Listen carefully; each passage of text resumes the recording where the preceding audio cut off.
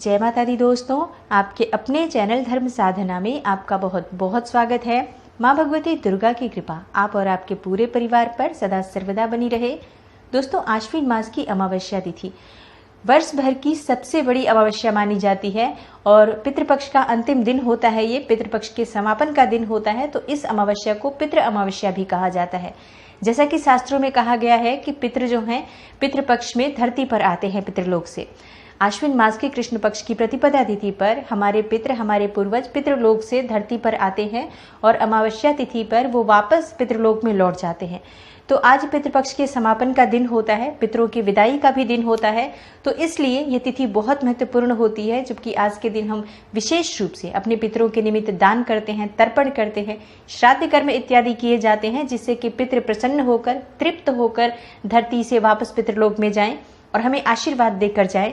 तो हमारे जीवन में हमें सफलता की प्राप्ति हो, वंश की वृद्धि हो, घर में धन की वृद्धि हो, समृद्धि की प्राप्ति हो।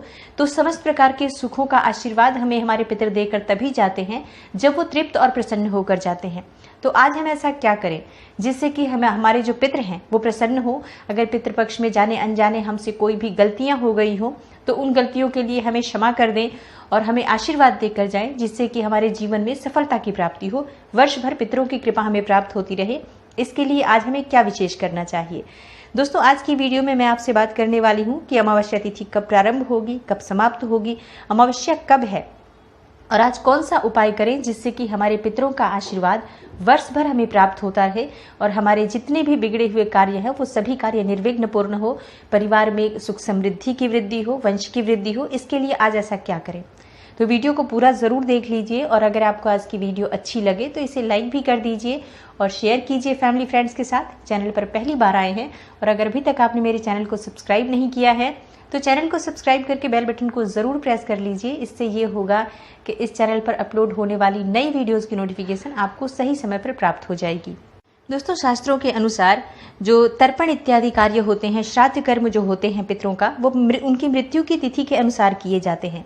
लेकिन अगर आप ये तिथि भूल जाते हैं तो ऐसे में अमावस्या तिथि एकमात्र ऐसी तिथि है जब आप सर्वपितृ अमावस्या के दिन अपने पितरों का श्राद्ध और तर्पण कर सकते हैं। तो अगर आपने पितरों का श्राद्ध इस पितृपक्ष के दौरान नहीं किया है तो अमावस्या के दिन ज़रूर करना चाहिए।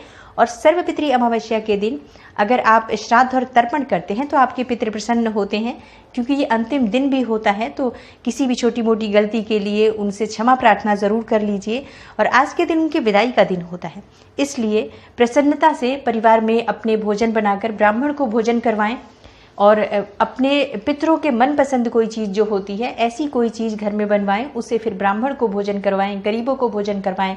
इसके अलावा गाय, कुत्ते, कौवे, चींटी को ज़रूर आप अन्न दीजिए, भोजन दीजिए, जिससे कि आपके पितरों की कृपा आपको प्राप्त हो। ऐसा कहा जाता है कि जब हम इन जीवों को भोजन प्रदान करते हैं तो ये हम सीधे हमारे पितरों तक पहुंचता है, इससे हमारे पितृ प्रसन्न होते हैं।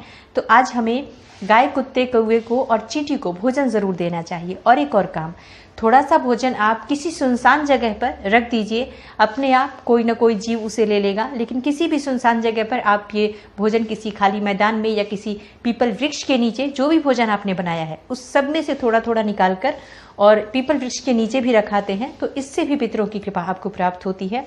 वो भोजन जो आप देते हैं वो सीधे पितरों तक पहुंचता है। तो आज आपको ये कार्य ज़रूर करना चाहिए अगर आप चाहते हैं कि पितरों का आशीर्वाद आपको प्राप्त होता रहे। दोस्तों, आज के दिन ऐसा माना जाता है कि श्राद्ध के दिनों में जब पितर धरती पर आते हैं तो अपने वंशजों के घर भी आते हैं। जो उनका परिवार होता है वो अपने परिवार में ज़रूर आते हैं और किसी भी रूप में आ सकते हैं। वो किसी भी रूप में, यानी किसी जीव के रूप में आ सकते हैं, किसी जानवर के रूप में आ सकते हैं, किसी आने जाने के आगंतुक के रूप में आपके घर आ सकते हैं, भिखारी के रूप में या मांगने वाले के रूप में आ सकते हैं। तो जिस भी स्वरूप में कोई व्यक्ति आपके घर इस पितृपक्ष के दौरान आता है, आप इस बात का ध्यान रखें कि उन्हें आप संतुष्ट करके भेजें। कोई भी मांगने वाला हो उसे आप यथासंभव दान दक्षिणा देकर विदा करें।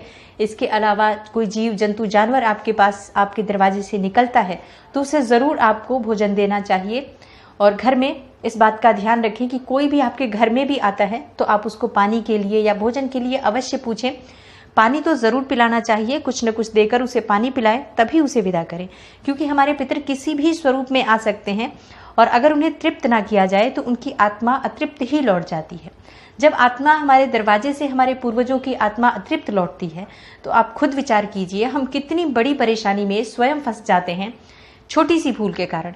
इसलिए कोई भी जीव आपके दरवाजे से अतृप्त न जाए, इस पितृपक्ष में आपको विशेष रूप से ध्यान रखना चाहिए। सर्वपित्री अमावस्या पर पितरों की आत्मा की शांति के लिए और पितरों की कृपा आपको प्राप्त हो, इसके लिए गीता के 7वें अध्याय का पाठ अवश्य करना चाहिए। साथ ही उसका जो आपका पुण्य फल होता है, 7वें अध्याय का जो आपने पाठ करवाया, उसका पुण्य फल अपने पितरों के निमित्त आप समर्पित करें। इससे पितरों की आत्मा को मुक्ति मिलती है, उन्हें शांति मिलती है और आपको बहुत सारा आशीर्वाद देकर आपके पितृ धरती से तृप्त होकर जाते हैं। और जब ऐसी अवस्था में कि आपके पितृ तृप्त होकर धरती से जाते हैं, तब आपके जीवन में आने वाली समस्त बाधाएं दूर होती हैं, समस्त प्रकार के सुखों की, वैभव की, ऐश्वर्य की, वंश वृद्धि की प्राप्ति होती है। मतलब जब पितरों का आशीर्वाद हमें प्राप्त होता है तो हमारे जीवन में कोई भी कार्य अधूरा नहीं रहता। किसी भी तरह की परेशानी जो है, जिसके लिए आप बहुत समय से परेशान हैं, ऐसी परेशानियां भी टल जाती हैं अगर हमें पितरों का आशीर्वाद प्राप्त हो जाता है। तो इस बात का आप ध्यान रखें कि आपके पितृपक्ष के दौरान कुछ ऐसे कार्य हैं जो आपको जरूर करना चाहिए। क्या विशेष आज करें जिससे कि पितरों की कृपा हमें वर्ष भर प्राप्त होती रहे और पितृ तृप्त होकर जाए, आशीर्वाद देकर जाएं, प्रसन्न होकर जाए और हमारे जो भी पितृ हैं वो हमसे संतुष्ट होकर जाए। इसके लिए आज विशेष क्या करना चाहिए? देखिए, अपने घर की छत पर आज आपको एक दिया जलाना है। घर की छत पर शाम के समय, अमावस्या के दिन शाम के समय अपने घर की छत पर एक दिया जलाएं। दिया कैसा होना चाहिए? दिया चौमुखा होना चाहिए, जो चारों तरफ जिसकी बाती हो, ऐसा दिया होना चाहिए। 4 बाती लगा दें और उसमें आप तिल का तेल डाल सकते हैं, चाहे तो आप इसमें शुद्ध घी भी डाल सकते हैं। शुद्ध घी या तिल के तेल द्वारा आप ये दीपक प्रज्वलित करें और घर की छत पर शाम के बाद, सूर्यास्त के बाद आपको ये करना है। जलाने के बाद सीधा आप नीचे आ जाएंगे, लेकिन जब आप दीपक प्रज्वलित करते हैं तो आपका मुख दक्षिण दिशा की तरफ हो, इस बात का ध्यान रखें। चारों तरफ के दीपक प्रज्वलित कर दीजिए, मतलब लंबी बाती आपको डालनी है, 2 लंबी बाती बनाकर चारों तरफ उनकी लौ निकले, इस बात का ध्यान रखें।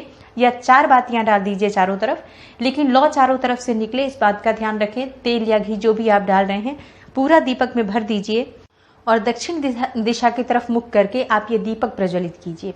उसके बाद अपने पितरों को, सभी पितरों को, जितने भी आपको याद हैं अपने पितृ, उन सभी पितरों को याद करते हुए, मन में स्मरण करते हुए, उनसे प्रार्थना करते हुए आप ओम पितृभ्य नमः, ओम पितृभ्य नमः, इस मंत्र का जप करते हुए ये दीपक प्रज्वलित कीजिए। आपकी अगर कोई बड़ी समस्या है तो अपने पितरों से प्रार्थना कीजिए कि हे पितृदेवता, मेरे जीवन में ये समस्या है, आप इसका निवारण कीजिए, मुझ पर प्रसन्न होएं और मुझसे कोई भी गलती हुई हो जाने अनजाने इस पितृपक्ष के दौरान, तो सभी गलतियों के लिए क्षमा प्रार्थना करिए आप अपने पितरों से और उसके बाद उनसे प्रार्थना करें कि वो आपको आशीर्वाद प्रदान करें। दीपक प्रज्वलित करने के बाद, इस तरह से प्रार्थना करने के बाद बिना पीछे देखे आप सीधे नीचे आ जाएं। पितृ अमावस्या पर किया गया ये छोटा सा दीपदान आपके जीवन की समस्त प्रकार की समस्याओं को दूर करेगा। चारों तरफ की जो भी बाधाएं हैं चारों तरफ से आपके जीवन में, चारों तरफ की बाधाओं को दूर करेगा और चारों तरफ से आपकी उन्नति के, सफलता के रास्ते खोल देगा। तो बहुत ही चमत्कारी होता है पितृ अमावस्या पर किया गया ये दीपदान, जो कि जरूर करना चाहिए, हर किसी को करना चाहिए। अमावस्या तिथि के बारे में बात करें कि कब अमावस्या तिथि है और कब से प्रारंभ हो रही है, कब समाप्त हो रही है।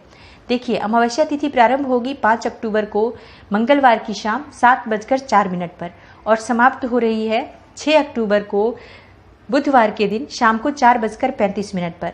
तो अमावस्या तिथि 6 अक्टूबर को है, बुधवार का दिन है और अंतिम दिन है अमावस्या तिथि पितृपक्ष का। तो बहुत ही महत्वपूर्ण भी होता है। अगले दिन से नवरात्रि, जो कि माँ की चौकी स्थापित हो जाएगी, तो बहुत शुभ समय भी आने वाला है।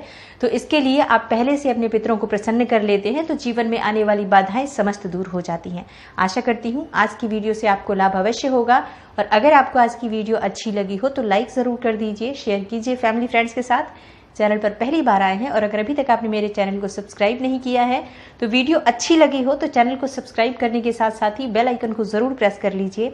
इससे ये होगा कि चैनल पर अपलोड होने वाली सभी वीडियोस की नोटिफिकेशन आपको सही समय पर प्राप्त हो जाएगी। मैं मिलती हूँ आपसे अगली वीडियो में, तब तक के लिए नमस्कार।